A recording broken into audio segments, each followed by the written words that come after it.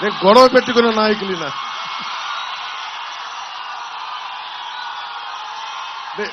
ఎవరు స్నేహితులు అవుతారు? గొడవ పెట్టుకున్న వాళ్ళే స్నేహితులు అవుతారు. అంటే ఈయన నువ్వు పోటీ చేస్తానంటే, పవన్ కళ్యాణ్ పోటీ చేస్తానంటే దెందులూరు నుంచి నేను నెగ్గిస్తాను, గెలిపిస్తానని చెప్పిన చింతమనేని ప్రభాకర్ గారికి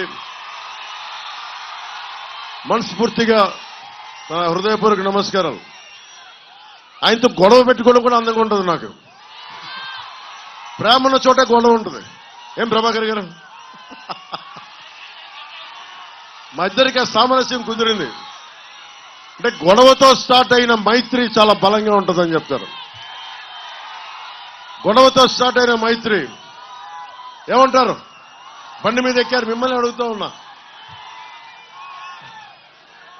ముఖ్యంగా కీలకమైన మనకి విద్య, వైద్యం, ఉపాధి, సాగునీరు, తాగునీరు, లా అండ్ ఆర్డర్. ఇక్కడున్న గతంలో 2014లో నేను తెలుగుదేశం పార్టీకి, భారతీయ జనతా పార్టీ కూటమికి నేను మద్దతు తెలిపినప్పుడు వల్లభనేని వంశీ గారు నాకు చెప్పడం గుర్తుంది. ఎప్పుడు ఓటయ్యని ప్రాంతాల్లో కూడా మీరు చెప్పడం వల్ల నాకు ఓట్లు పడ్డాయి అని చెప్పి మనస్ఫూర్తిగా చెప్పారు. అతను చాలా హేతువు ఉన్న నాయకుడు, వివేకం ఉన్న నాయకుడు, ప్రజలకు అండగా ఉన్న నాయకుడు అనుకున్నాను. కానీ ఈ రోజున విభేదాలు ఉండొచ్చు.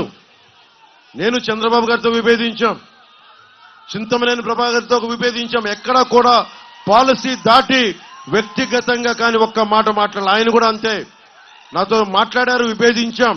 రాజకీయాలు విభేదాలు ఉంటాయి, పాలసీ పరమైన అభిప్రాయ భేదాలు ఉంటాయి, మాట అనుకుంటాం. కానీ దానికి ఒక పరిమితి ఉంటుంది.